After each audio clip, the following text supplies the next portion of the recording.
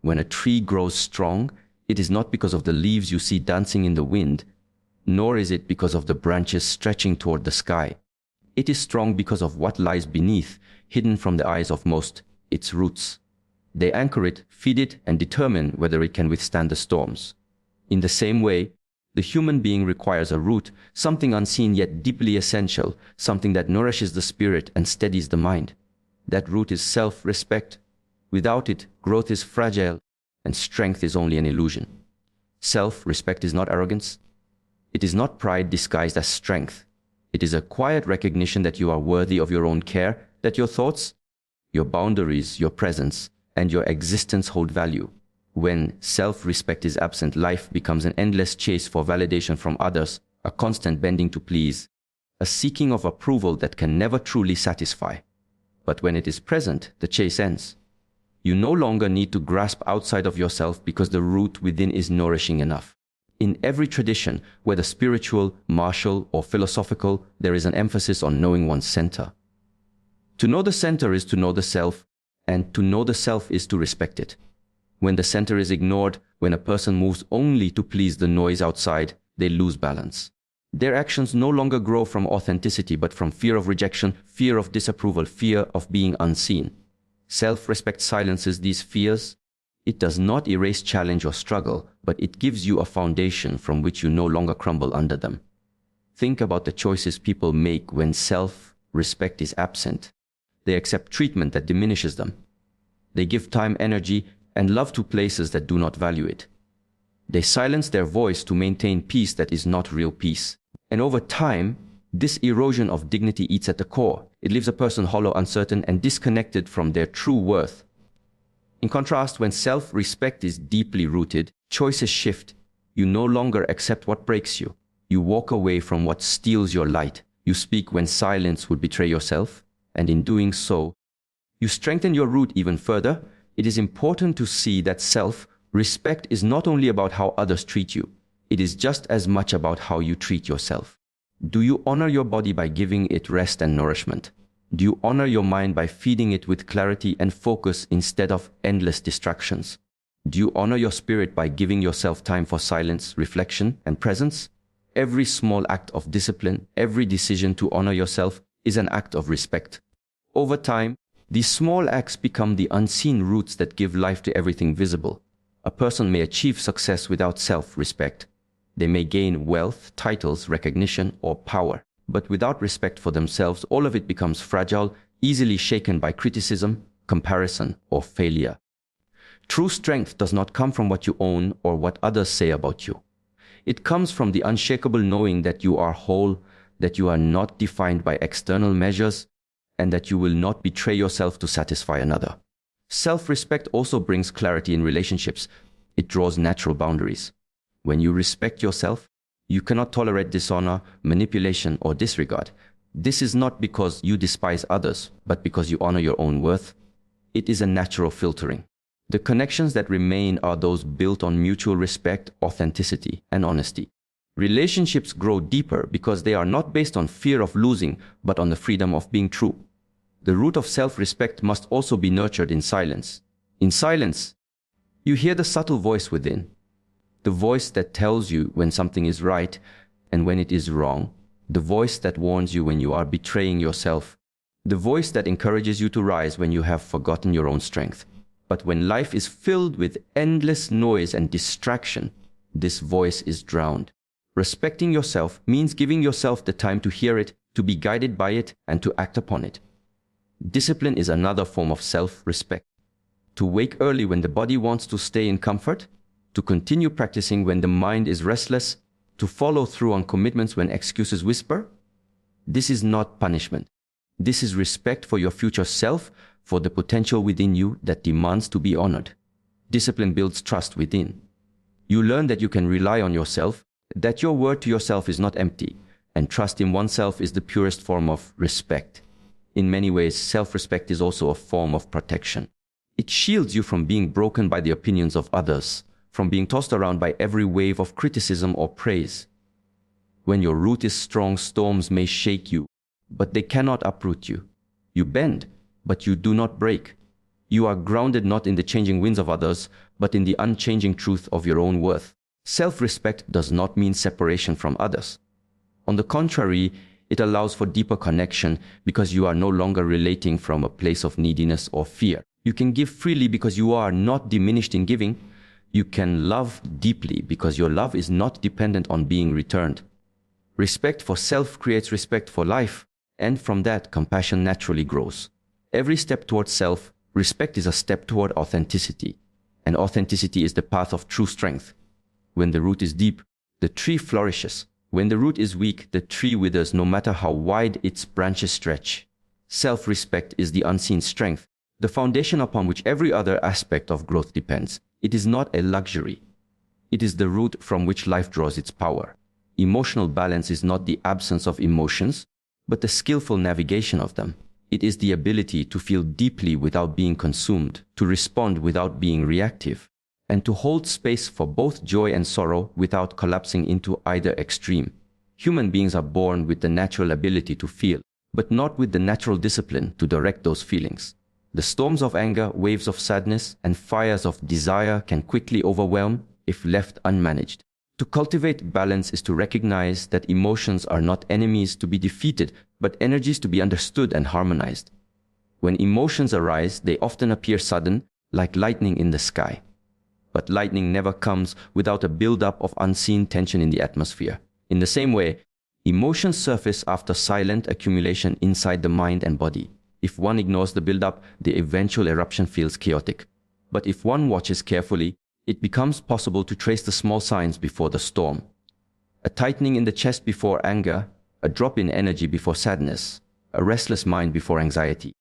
Awareness of these subtle beginnings is the foundation of balance, because without awareness there is no possibility of choice.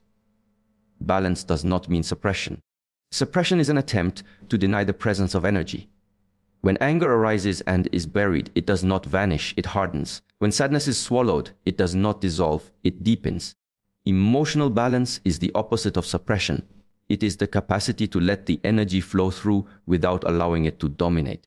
Just as water flows through the riverbed without destroying it, emotions can pass through the human system without leaving scars if one remains steady. Steadiness is trained through discipline. The breath becomes the first teacher. When the heart begins to race, the mind loses clarity, and the body shakes with restlessness, the breath can be used as an anchor. Slow, deep inhalations and longer exhalations calm the nervous system, returning the body to a state of equilibrium. Breathing is not just a physical act, but a tool to regulate the invisible waves of emotion. By mastering the rhythm of breath, one learns to master the rhythm of feelings. Emotional balance also arises from perspective. When anger consumes the mind, it narrows vision to a single point, making the world appear hostile. When fear takes over, it projects shadows where there is only light. To balance emotion, one must widen perspective, reminding oneself that no single moment defines the whole. A storm may seem endless, but in reality, it always passes. This perspective prevents one from drowning in temporary intensity. By remembering that every emotion is transient, one reduces its grip. Another dimension of balance is acceptance. Most suffering around emotions comes not from the emotion itself, but from resistance to it. To feel sadness and immediately say, "I should not feel this," adds another layer of conflict. To feel anger and condemn oneself for it creates shame. Acceptance does not mean indulgence, it means acknowledging reality without judgment. In acceptance, space is created, and in space, emotion has room to breathe and eventually transform. Practices such as meditation, journaling, or stillness help to cultivate this acceptance.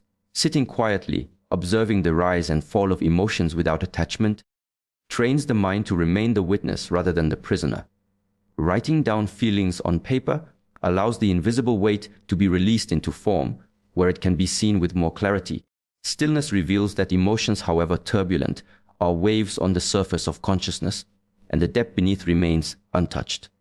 Emotional balance is not isolation from life. It is not the refusal to feel or the construction of a wall around the heart. Instead, it is the opening of the heart with strength so that it can feel fully yet remain unshaken. It is the calm center of the storm, not the absence of the storm itself. The balanced individual can cry without despair, laugh without attachment, become angry without destruction, and love without fear.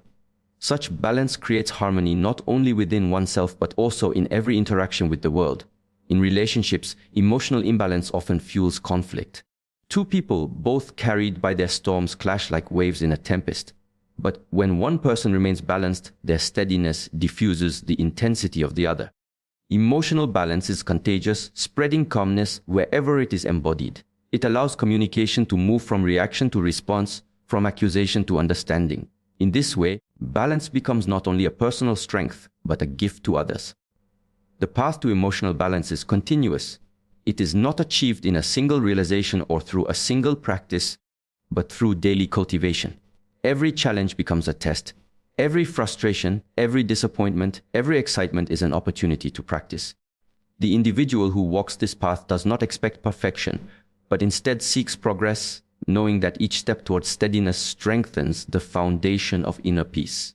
The cultivation of balance also demands honesty. Many people prefer distraction over confrontation with their own emotions. They numb themselves with entertainment, overwork, or indulgence. But balance cannot be built upon avoidance. One must look directly into the raw energy of emotion, acknowledge it fully, and then transform it into clarity. Honesty with oneself becomes the sharp blade that cuts through illusions and reveals the truth behind feelings. Ultimately, emotional balance is the state where emotions no longer control decisions, but instead inform them. Emotions provide valuable signals about needs, boundaries, and values, but when unchecked, they lead to impulsive choices. With balance, one hears the message of the emotion without being enslaved by its intensity. Anger signals a boundary crossed. Sadness signals a need for release. Joy signals alignment. Balance allows the message to be received clearly, without distortion. From the earliest stages of our lives, we are conditioned to seek approval. Approval from parents, approval from teachers, approval from peers, and eventually approval from society at large. This constant search for validation becomes like an invisible chain that binds the individual spirit, restricting its natural growth. The need for approval makes us look outward, when real growth requires us to look inward. Growth is not always beautiful, not always comfortable, and not always praised by those around us. But it is in this uncomfortable space that true expansion happens, because real growth is not designed to please, it is designed to liberate. The approval of others is fragile. It shifts according to trends, moods, and personal biases. What one applauds today may be criticized tomorrow. If you tie your sense of self-worth to approval, you are placing your inner stability in the hands of forces that you cannot control. You bend, you shrink, you twist yourself to fit into shapes that are never truly your own. The irony is that in chasing approval, you often lose the very essence that could have made you stand out authentically. Approval can only offer temporary satisfaction, but growth, even when unnoticed by the world, provides an enduring foundation of strength. To choose growth over approval means to accept moments of loneliness. When you take a step that diverges from the collective expectation, it will not always be celebrated. Sometimes it will be misunderstood, resisted, or even ridiculed.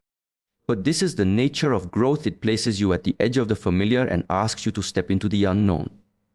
Approval, in contrast, asks you to stay within the lines, to play safe, to repeat patterns already accepted by the crowd. One offers comfort, the other offers expansion. Growth requires patience with yourself. It asks you to remain steady when no one claps for your efforts. It asks you to continue when there are no guarantees of immediate rewards. Approval is addictive because it provides quick feedback. It tells you immediately whether you are accepted or rejected. Growth, however, is quiet and often invisible in its earliest stages. Just as roots grow underground before a tree emerges, personal growth often happens in solitude, away from recognition. Yet without the roots, the tree cannot survive. Without inner work, without discomfort, without challenges, the growth that leads to real transformation cannot take place. The path of approval is paved with comparison. You measure yourself against others, constantly asking, am I enough? Do they like me? Am I worthy? The path of growth eliminates this need because it shifts the focus from others to self. The question becomes, am I progressing? Am I learning? Am I becoming more resilient, more aware, more whole? These questions do not require external judgment, they require honesty. And honesty, even when painful, carries a liberating energy that approval can never provide. There is also a subtle form of strength that emerges when growth takes priority. You begin to understand that not every decision will be appreciated and not every step will be admired, yet you walk it anyway. This is the strength of integrity, to live in alignment with your values, even when it costs you the applause of others. Approval encourages conformity, growth encourages authenticity. And authenticity, though not always easy, is the only path that allows a human being to experience life fully and without disguise. When the pursuit of approval dominates, life becomes a performance. You wear masks, play roles, and filter yourself to fit what others expect. But a performance is exhausting because it requires constant maintenance. Growth, on the other hand, requires surrender. It asks you to release the masks and meet yourself honestly. And when you meet yourself, you realize that growth does not demand you to be perfect. It only demands that you are willing to change, to adapt, to expand beyond the limitations of yesterday. Approval is about being liked. Growth is about becoming whole. The two often stand in opposition, and when a choice must be made, the path of wholeness, though harder, is the only one that leads to freedom. In time, you learn that the validation you once craved was simply a reflection of your own unhealed doubts. As growth takes root, the need for constant approval dissolves because you begin to recognize your own worth independent of others. And still, there will be moments of temptation, moments when the lure of approval feels strong. In those moments, the challenge is to remember that what seems like support from others can vanish in an instant, but what you cultivate within yourself through growth is unshakable. To grow is to carry a kind of wealth that cannot be taken away, a richness of spirit that does not depend on recognition. Growth is often silent, often uncelebrated, often unseen, but it is real. Approval is loud, visible, and fleeting. When one finally sees the contrast, the choice becomes clearer. The question remains whether you will continue to live for the shifting winds of approval or commit yourself to the steady fire of growth. Strength is not only measured in physical capacity or in the ability to endure external hardships. True strength often emerges from the unseen decisions, the invisible lines we draw, and the choices that protect our inner world from being consumed by what does not serve us. Boundaries are not barriers against the world. They are bridges that connect us to it more authentically. When a person begins to understand the nature of boundaries, they step into a strength that is calm, steady, and unshakable. Boundaries are often misunderstood as walls. People may think that creating boundaries means shutting others out, becoming isolated, or refusing to give. But boundaries are not about separation. They are about preservation. They are the structures that allow us to remain whole, to conserve our energy, and to direct it toward growth rather than depletion. Without boundaries, even the strongest individual eventually weakens because what is not protected is constantly drained. The river that flows without banks becomes a flood. The energy that moves without direction becomes chaos. It is important to see that boundaries are not rigid but living. Just as the skin is not a wall but a permeable, intelligent protector of the body, boundaries in life serve to regulate what comes in and what goes out. They help us decide which energies we allow to influence us and which ones we release. They help us choose what conversations to engage in, what environments to remain in, and what relationships to nurture. Boundaries give us the space to breathe, to heal, to think, and to grow. Strength arises when a person is no longer afraid of saying no. Many struggle with the fear of rejection or the fear of disappointing others. They agree to what they do not want. They accept what they cannot sustain. And slowly, they betray themselves in the name of keeping peace. But what peace can exist if one's own heart is in conflict? Boundaries resolve this inner war. They allow a person to walk in truth, even if it means walking away from what is familiar. Strength is not always loud or aggressive. Sometimes strength is the quiet ability to hold a line, to remain firm when tested, and to honor one's own limits without guilt. When there are no boundaries, life becomes a field without fences, trampled by everything that passes. The soil cannot rest, the plants cannot grow, and the essence of that space is lost. With boundaries, however, the soil is guarded and the field can flourish. In the same way, a human being without boundaries cannot protect their inner resources. Their time, their attention, their energy, and even their love are scattered without direction. But when boundaries are placed, suddenly what was once wasted becomes cultivated. Energy is no longer pulled in all directions but flows toward what truly matters. One of the deepest lessons of strength is learning that boundaries are not selfish. On the contrary, they are self-respect in action. Without them, one becomes resentful, exhausted, and hollow. With them, one becomes generous, vibrant, and whole. Only a person who protects their own energy can genuinely give to others without hidden expectations or silent bitterness. Boundaries keep the heart pure because they prevent it from being overrun by what does not belong there. Boundaries also teach clarity. They force a person to reflect on what they value and what they cannot compromise. In this way, boundaries are not just about defense, they are about alignment. They align life with truth. They align choices with values. They align words with actions. This alignment produces power because there is no contradiction between what is lived and what is believed. When a person sets a boundary, they are declaring to themselves and the world, this is where I stand and this is what I will honor. That declaration is strength in its most unshakable form. To live without boundaries is to live in constant reaction, always pulled by the opinions, needs, and demands of others. To live with boundaries is to step into conscious action where one decides deliberately where energy will go and what will be allowed to touch the spirit. This is not a restriction, but a liberation. The person who sets boundaries is not less open to life, they are more fully present because they are not drained by what distracts, manipulates, or consumes them. In relationships, boundaries create respect. They establish balance. They prevent exploitation and cultivate trust. People who respect boundaries show that they respect the other's dignity. Those who do not respect boundaries reveal their unwillingness to honor what is sacred. Boundaries, then, are not only about self-protection, they are also about discernment. They help us see who belongs in our circle and who does not. They show us which connections are nourishing and which ones are depleting. Strength is revealed in the way one guards their inner temple. The mind, the heart, the spirit, these are sacred spaces. Boundaries are the gates that protect these spaces. Just as a temple is not open for chaos but for reverence, the human being must decide who and what can enter. Without these gates, the temple is desecrated by noise and confusion. With them, the temple remains a place of stillness, clarity, and light. Boundaries are also teachers of discipline. They require the discipline to say no when temptation arises, to step back when something feels wrong, and to remain consistent when tested. Discipline is strength, and boundaries are one of its most practical expressions. By holding to boundaries, a person develops the ability to remain steady even when challenged by pressure, manipulation, or guilt. This steadiness is the root of resilience. When boundaries are honored, life becomes simpler but also deeper. Instead of scattering energy toward everything, energy is concentrated on the few things that matter most. This concentration of energy is what makes greatness possible. It is what allows growth to occur, wisdom to deepen, and peace to remain unbroken. Boundaries filter out the noise, leaving only the signal. They quiet the distractions, allowing clarity to emerge. They transform the ordinary into the meaningful, because life is no longer dictated by external demands but guided by internal strength.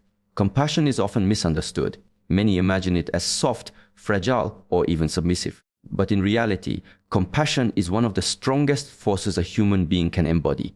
To live with compassion is not to live with weakness. It is to live with clarity, with awareness, and with strength that does not need to scream.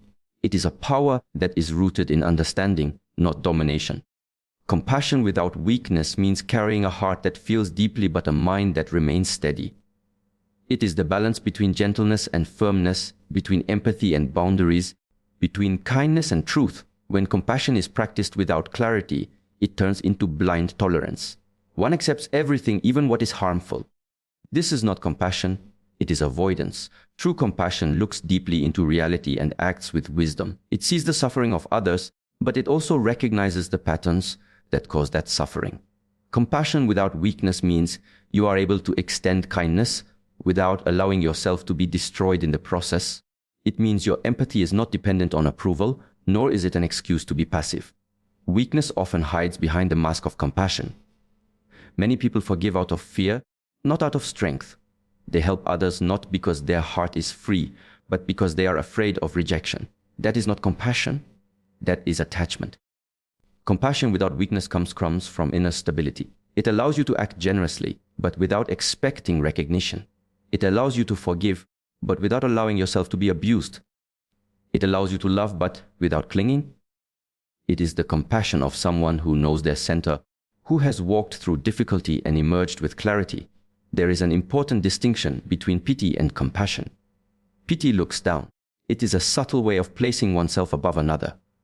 Compassion does not look down. It looks across. It meets the other where they are. It acknowledges their humanity without judgment. But compassion also sees clearly when someone's actions are destructive. It does not excuse harmful behavior under the name of kindness. It is firm enough to say no when needed, yet gentle enough to still wish healing for the other. This is strength disguised as softness. In martial arts training, compassion and strength are not opposites. A fighter who only knows aggression eventually destroys themselves. A practitioner who learns compassion understands restraint, control, and awareness. Compassion is what prevents strength from becoming cruelty. It is what allows power to be used with precision rather than violence. In life, this same principle applies. Without compassion, strength becomes arrogance. Without strength, compassion becomes weakness. Together, they create balance. Compassion without weakness requires discipline of the mind. One must constantly observe when the heart begins to soften to the point of self-neglect. One must recognize when the desire to help is actually the desire to please. Many times, people lose themselves in the suffering of others, forgetting that they too are a human being with needs, with dignity, with a path. Compassion without weakness means holding space for others while still holding space for yourself. It is not self-sacrifice, it is self-integration. True compassion sometimes means walking away. It is not always about giving, fixing, or holding on. There are moments when the most compassionate act is distance, when allowing another to face their own lessons is more loving than rescuing them. Weakness cannot do this because weakness fears disapproval. Strength can do this because strength understands the deeper purpose behind suffering and growth. Compassion without weakness accepts that life is not about removing pain from others, but about walking with wisdom alongside them. Compassion without weakness is also courage. It takes courage to open the heart in a world that often closes it. It takes courage to feel deeply when others choose to numb themselves. It takes courage to speak truth even when truth is uncomfortable. Weakness hides behind silence, but true compassion speaks when words are needed. It is not cruel, it is not careless, but it does not run away from honesty. To be compassionate and strong is to refuse to let fear dictate the expression of love. Compassion is not about pleasing everyone. It is not about being liked or appearing good. It is about sincerity. When the heart is sincere, compassion flows naturally. But sincerity also demands responsibility. It demands that your compassion is not an escape from confrontation, not a mask to hide your fears. To live compassion without weakness is to cultivate an inner silence, an inner strength, and from that space to allow kindness to flow without being manipulated, without being taken for granted, and without being diminished. When compassion is anchored in strength, it becomes unstoppable. It becomes a light that does not flicker when the winds of conflict arrive. It becomes a steady presence in moments of chaos. It does not collapse when tested. Instead, it grows deeper, more refined, more resilient. It can embrace others without losing itself. It can give without feeling depleted. It can love without becoming dependent. This is the true essence of compassion without weakness. It is the merging of the soft and the strong, the heart and the mind, the feeling and the knowing. In a world that moves faster each day, where distractions multiply and demands weigh heavily upon the mind, the ability to access inner stillness becomes more than a luxury, it becomes a necessity. Stillness is often misunderstood. Many think it is the absence of thought, the elimination of movement, or the rejection of life's activities. But inner stillness is not about cutting yourself off from the world. It is about cultivating a state within where you are fully present, aware, and unshaken by the external turbulence that surrounds you. When one begins to taste true stillness, it becomes clear that it is not empty. Instead, it is full of clarity, full of awareness, full of life. In stillness, there is no pressure to perform, no burden to prove, no compulsion to react. Presence arises naturally, and it is this presence that turns ordinary moments into something sacred. Presence means that when you breathe, you are with your breath. When you listen, you are with the sound. When you walk, you are aware of the movement of your steps. In this way, stillness and presence are inseparable. The mind is like a restless monkey, jumping from one branch to another. Thoughts carry us into the past and project us into the future. We dwell on what has already passed or worry about what has not yet come. Rarely are we here, fully here in the unfolding moment. Inner stillness is the training of the monkey mind, not by forcing it into silence, but by gently returning it to what is real now. Over and over again, the attention is anchored back into the present. Slowly, this restless mind learns to settle. It is in the act of returning, in the discipline of awareness, that stillness deepens. Presence is not passive. It is not sleepiness or detachment from life. It is heightened aliveness. When you are present, you notice details that were invisible before. The texture of the air, the sound of silence, the rhythm of your heartbeat, the subtle expressions on another's face, these come alive in your awareness. Presence opens the senses, sharpens perception, and allows a more truthful experience of reality. Without presence, we live half asleep, moving through life without truly touching it. With presence, every gesture, every word, every breath carries depth. The power of stillness lies in its ability to transform inner turbulence. Anger, fear, anxiety, stress, all these states are fueled by the restless mind. They grow stronger when we resist them or when we feed them with stories. But in stillness, you observe them without judgment. You give space to what arises without being consumed. In that space, emotions lose their grip. They pass like clouds drifting across the sky, and what remains is the steady, unchanging awareness behind them. This awareness is not shaken by storms, because it is the sky itself, not the cloud. Stillness also brings strength. A person rooted in inner silence carries a presence that others can feel.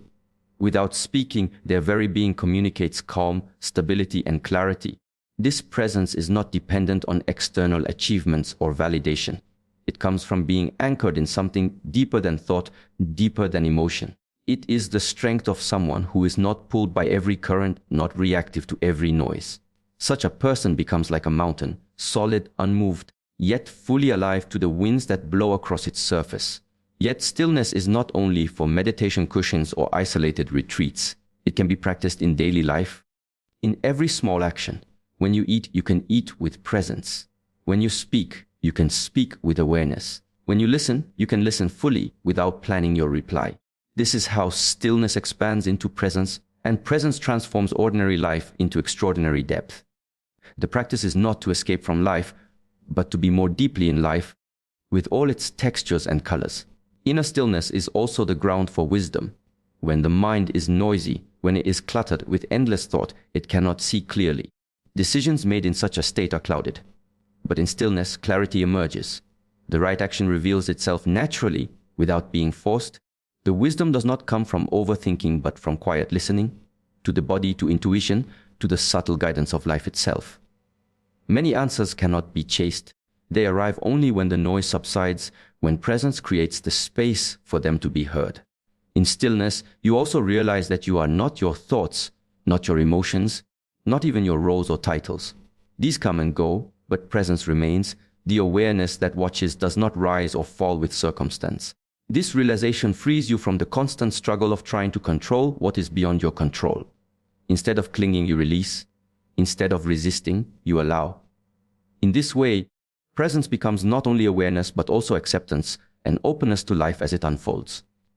To cultivate stillness, patience is required. The modern mind wants quick results, immediate calm, instant peace. But the art of stillness unfolds gradually.